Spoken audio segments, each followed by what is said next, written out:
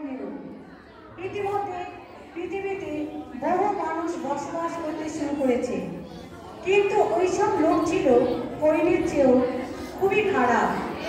তারা ঈশ্বরের কথায় কান দিতে চাইতো না। তাদের মন সব সময় মন্দ কথা ও মন্দ চিন্তায় ডুবে থাকত। তারা ঈশ্বরের কথা শুনলে হাসি ঠাট্টা করত। তারা খারাপ কাজ করতেই ভালোবাসত। এইসব দেখে ঈশ্বরের মনে খুব দুঃখ হতো। তিনি রেগে যেতেন। তখন ঈশ্বর বললেন,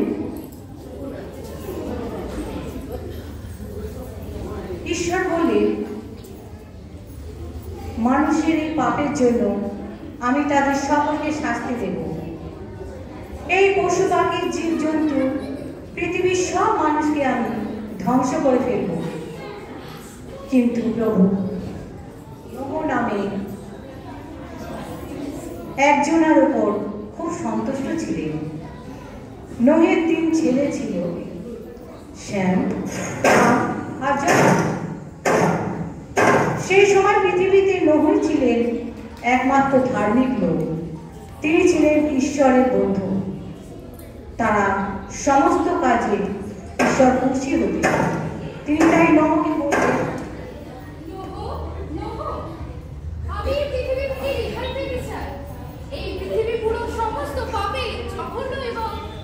অযোগ্য হয়ে উঠেছে। তুমি তোমার জন্য একটি নৌকা তৈরি করবে, তার জন্য সমস্ত নাম আমি বলে দেবো। খুব ভালোভাবে ব্যবহার করবে। নৌকার ভেতরে এবং বাইরে আলকাতরা মাখিয়ে দিতে হবে। আর তোমার স্ত্রী, পুত্র ও পুত্রবধূদের নিয়ে সেই নৌকায় উঠে যাবে। আমি পৃথিবীতে বন্যা পাঠাবো। এই বন্যায় সমস্ত কিছু ধ্বংস হয়ে যাবে, কিন্তু আমি তোমাকে একটি প্রতিশ্রুতি দেব। তুমি এবং তোমার সমস্ত পুত্র, স্ত্রী সবাই উঠে যাবে সঙ্গে করে নেবে। স্ত্রী এবং পুরুষ হিসেবে এক জোড়া করে পশু পাখি তোমাদের এবং পশু পাখিদের জন্য খাবার সব মজুদ থাকবে জাহাজে। আর তাই নোহ কাজে লেগে পড়লেন। তিনি একটি বিশাল বড় গাছ কাটলেন এবং তার থেকে তক্তা বার করলেন। আর তিনি তার 3 ছেলে খুবই ব্যস্ত হয়ে পড়লেন জাহাজটি বানানোর জন্য। প্রতিদিন তাদের কাঠ কাটার আওয়াজ ও তক্তা কাটার আওয়াজ শোনা যেত। আর নোহ যখন জাহাজটি বানাচ্ছিল, তখন কয়েকটি লোক নোহকে দেখে বিদ্রুপ করতে লাগলো ও বললেন,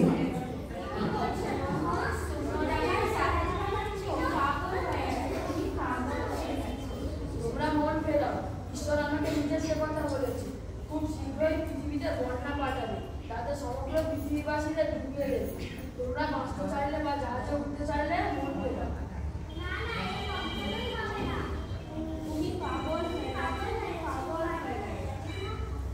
আর নোহের কথায় তারা আরো বিদ্রুপ করতে লাগলো এবং উপহাস্য করে তারা চলে গেল। কিন্তু নোহ কাজ থামায়নি। সে ঈশ্বরের কথায় তার কাজ চালিয়ে যাচ্ছে এবং তার সঙ্গে তার 3 পুত্র সাহায্য করছে। অবশেষে জাহাজটি সম্পূর্ণ করলেন। তারপরে নোহ জাহাজের বাইরে ও ভেতরে ভালো করে আলকাতরা লাগিয়ে দিলেন। আর নোহ ঈশ্বরের কথা মতো জাহাজে সেই পশু পাখিদের তুললেন। বাঘ, ভাল্লুক, সিংহ, পাখি, প্রজাপতি সব কিছু তারা জোড়া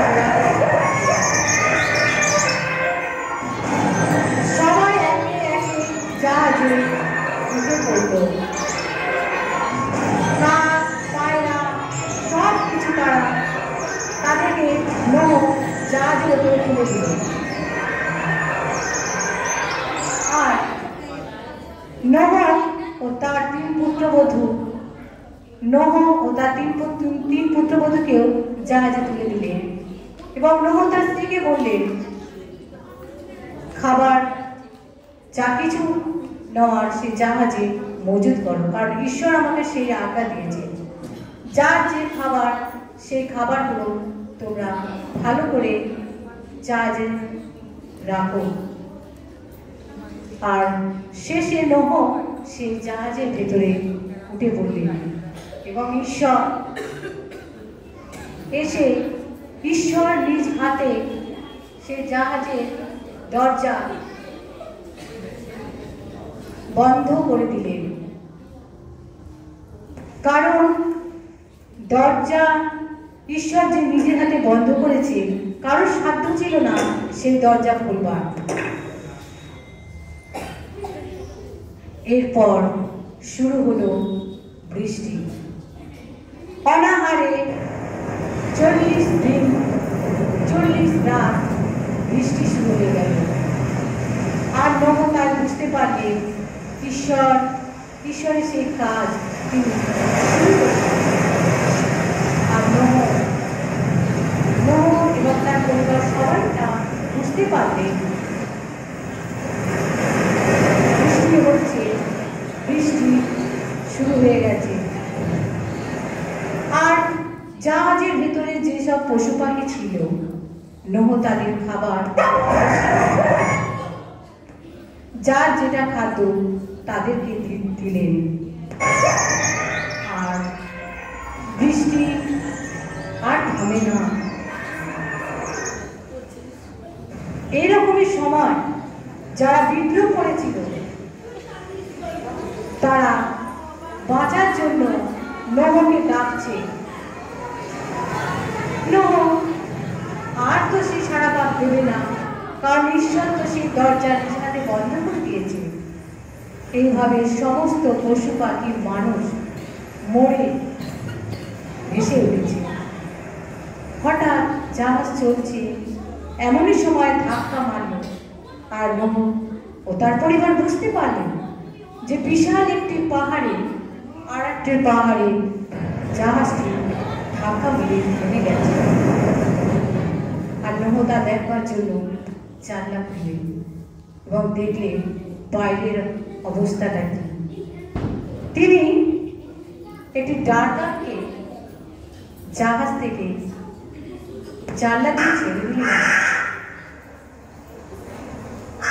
সে তার খাবার পাবে কিনা দেখি, সে পেল না, ফিরে এলো জাহাজ। আবার নোহ তাকে তুলে নিলেন। আর তিনি তার স্ত্রীকে বললেন, সামনে দেখো,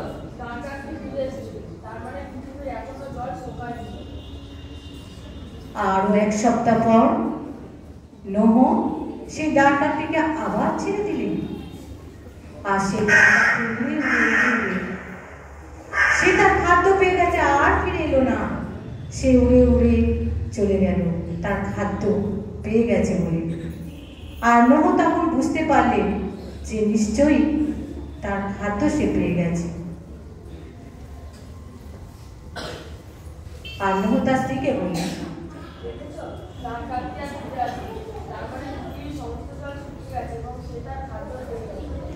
এরপর আরো 1 সপ্তাহ পর নোহ একটি পায়রা ছেড়ে দিলেন।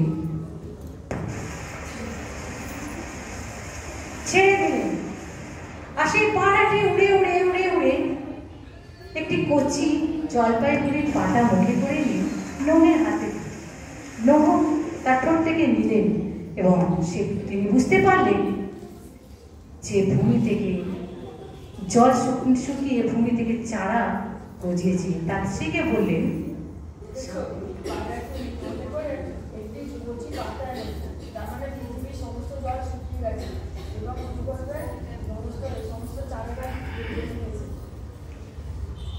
আর নোহ আর ঈশ্বর নিজ হাতে সেই জাহাজের দরজাটা খুলে দিলেন। আর নোহ বুঝতে পারলেন ঈশ্বর দরজা খুলে দিয়েছে।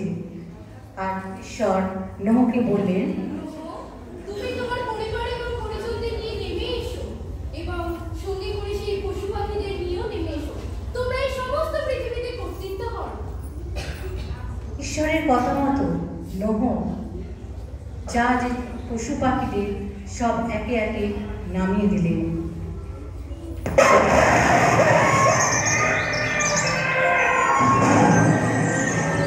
সব একে একে ডুবে গেল।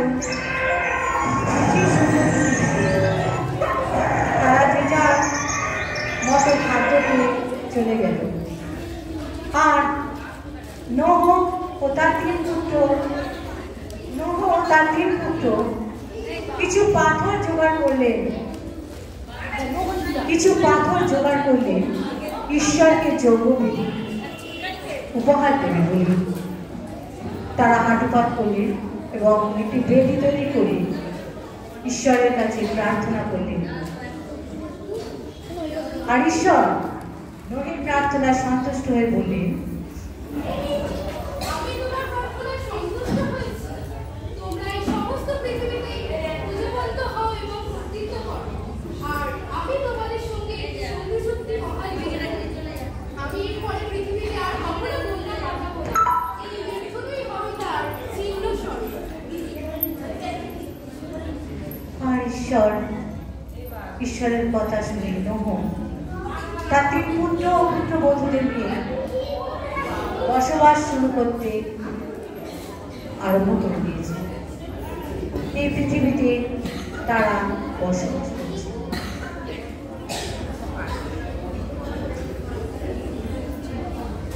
কিন্তু মানুষ কি মন পরিবর্তন করেছে? না, মানুষ আরো পাপের অন্ধকারে ডুবে গেছে।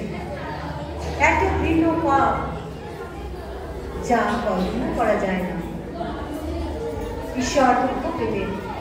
তিনি ঠিক করলেন, আমি এইবারে তো পৃথিবী ধ্বংস করবো না, কারণ আমি প্রতিজ্ঞাবদ্ধ হয়েছি। তাই তিনি তার একমাত্র পুত্রকে এই জগতে প্রেরণ করলেন। আমি আমার একমাত্র পুত্রকে পৃথিবীতে প্রেরণ করব, যেন সমস্ত মানুষ তার পাপের হাত থেকে মুক্তি পায়।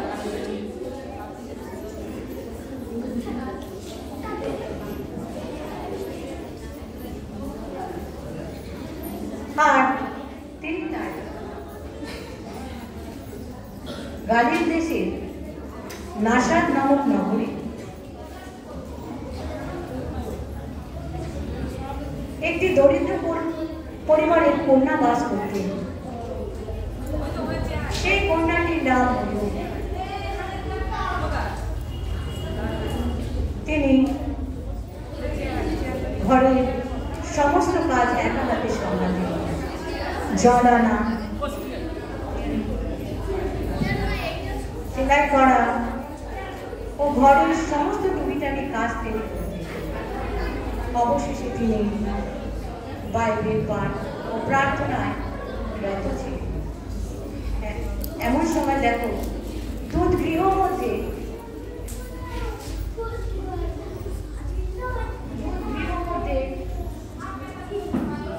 তাহার কাছে আসিয়া কহিলেন,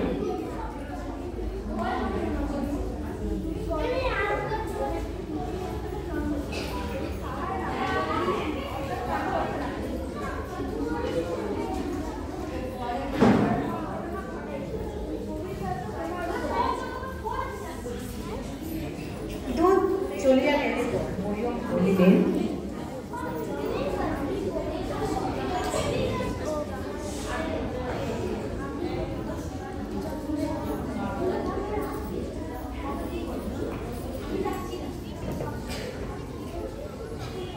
যীশু খ্রিস্টের জন্ম এই রূপে হইয়াছিল। তাহার মাতা মরিয়ম যোসেফের প্রতি বাগদত্তা করি তাহাদের সহবাসের পূর্বে জানা গেল তাহার গর্ভ হইয়াছে পবিত্র আত্মা হইতে। আর তাহার স্বামী যোসেফ ধার্মিক হওয়াতে ও তাহাকে সাধারণের কাছে নিন্দার পাত্র ইচ্ছা না করাতে গোপনে ত্যাগ করিবার মানুষ করিলেন। তিনি এই সকল ভাবিতেছেন। এমন সময় দেখো, প্রভুর এক দূত স্বপ্নে তাকে দর্শন দেওয়া করিলেন।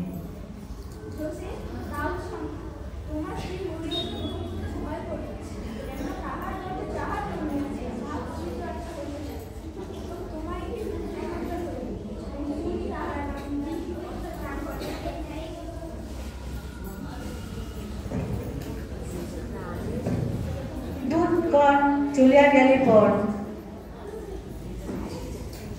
যোশী নিদ্রা হইতে উঠিয়া প্রবন্ধুর তাকে যেরূপ আদেশ করিয়াছিলেন সেইরূপ করিলেন, আপন স্ত্রীকে গ্রহণ করিলেন। আর যে পর্যন্ত তিনি পুত্রপ্রসব না করিলেন সে পর্যন্ত যোশী তাহার পরিচয় লইলেন না।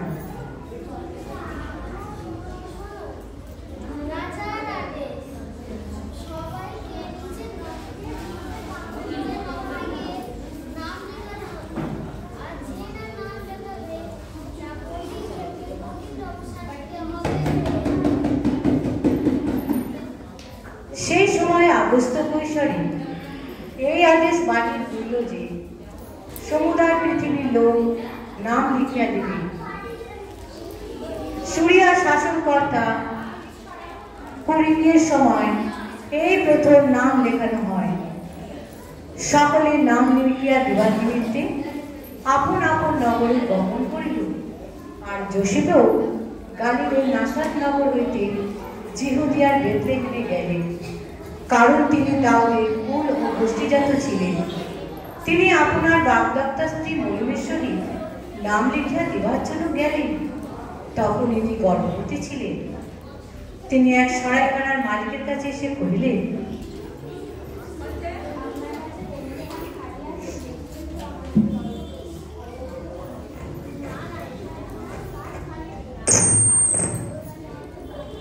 সেই কথা শুনিয়া যোশী আবার অন্যত্র গমন করিলেন এবং শেষে আর এক সরাইখানার মালিকের কাছে এসে কহিলেন,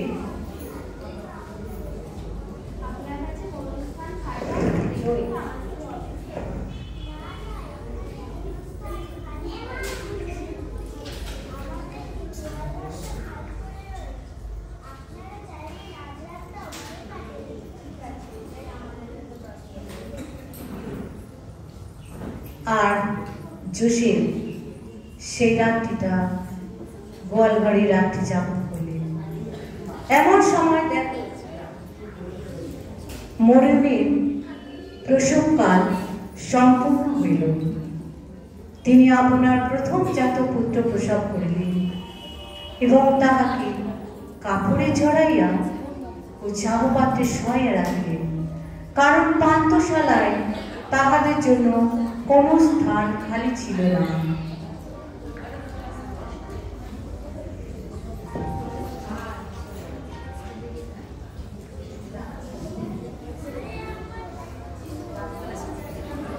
ওই অঞ্চলের মেষপালকেরা মাঠে অবস্থিতি করিতেছিল এবং রাত্রিকালে আপন আপন পাল চৌকি দিতেছিল। এমন সময় দেখো প্রভুর এক দূত তাহাদের নিকটে আসিয়া দাঁড়াইলেন। তাহাদের চারিদিকে বিদ্যমান হইতে লাগিল। তাহাতে তাহারা অতিশয় ভীত হইল। আর প্রভুর দূত তাহাদের আমি কহিলেন,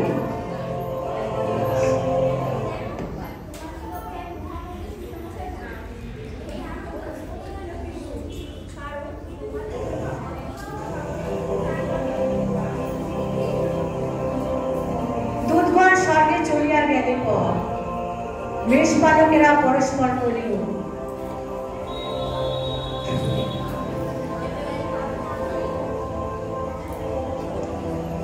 চল চল চল আজি বেথলেহেমে যাই, বাবুলকে নিতে নূতন তারা দেখা যায়। এই চল চল আজি বেথলেহেমে যাই, বাবুলকে নিতে নূতন তারা দেখা যায়।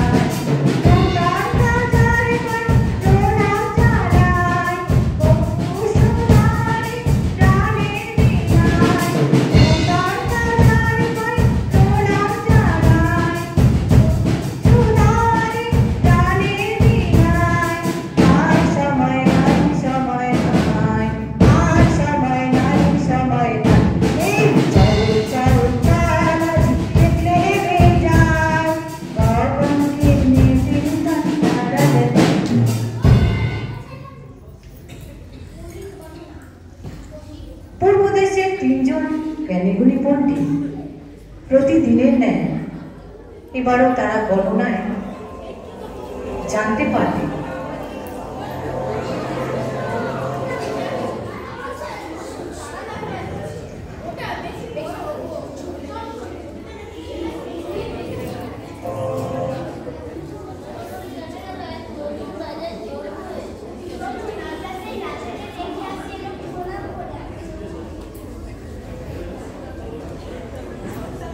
আর দেখো তারা সেই যে পূর্ব দেশের তারা দেখিয়াছিল তাহা তাহাদের অগ্রাগ্রে চলে গেল। দূরে কত যাত্রী আমরা চলেছি সুদূর দেশে, দূরে কত যাত্রী আমরা চলেছি সুদূর দেশে, সামনে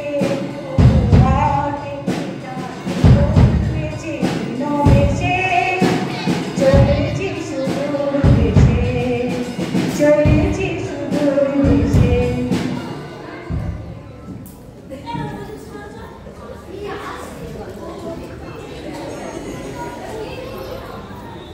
এমন সময় একজন সৈন্য এসে মহারাজকে কহিলেন,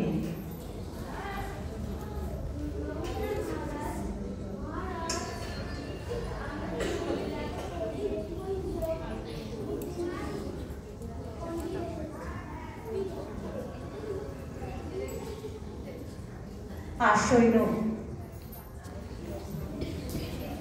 সেই তিনজন জ্ঞানীগুণী পণ্ডিতকে ভেতরে আজ্ঞা করলেন। আর তারা জেরুজালেমে আসিয়া কহিলেন,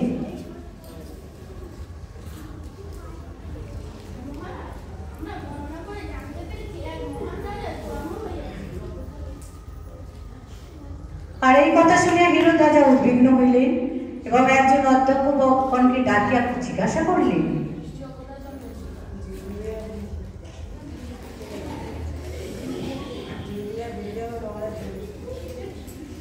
আর হিরোদ রাজা পণ্ডিতগণকে ডাকিয়া কহিলেন,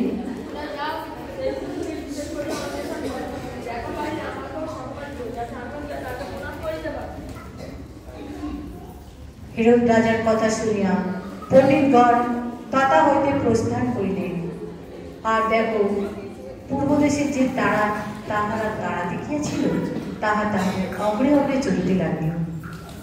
এরপর হিরোদ রাজা এই সংবাদ পাওয়া মাত্রই রাগে হুঙ্কাতে লাগলেন, রাজা, আমি থাকতে রাজা, এ কিভাবে সম্ভব? না না, এ কোনোভাবেই সম্ভব না। আর এ কথা যদি সত্য হয় তাহলে আমিও ছাড়বো না, শেষ করে দেবো, ধ্বংস করে দেবো। দেখি সে কেমন রাজা।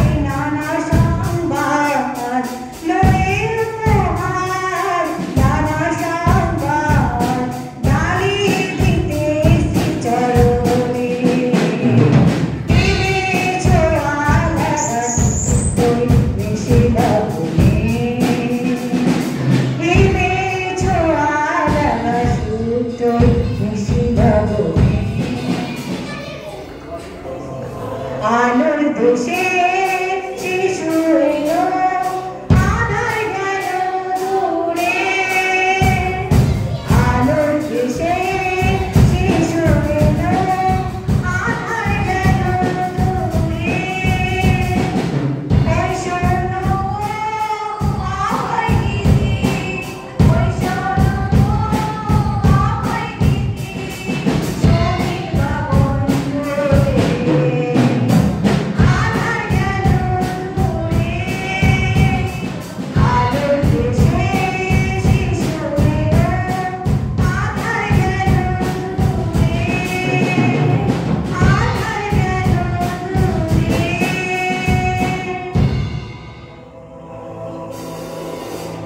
এখানেই আমাদের নাটকটি সমাপ্ত হইল। যদি কোনো ভুল ত্রুটি থাকে তাহলে আপনারা ক্ষমা করবেন। ছোট ছোট শিশুরা ভুল ত্রুটি করতে পারে। সকলকে ধন্যবাদ। এখন নৃত্য পরিবেশন করতে আসছে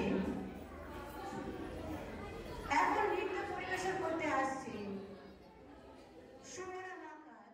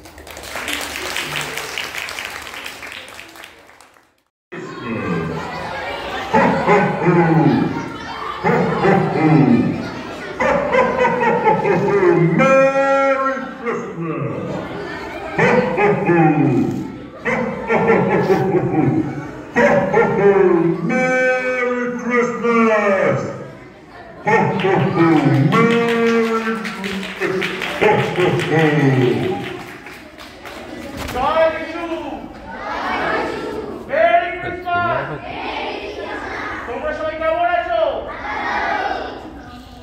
আজ যিশুর জন্মদিনে তাই তোমার সাথে দেখা করতে এসেছি। ভালো আছো?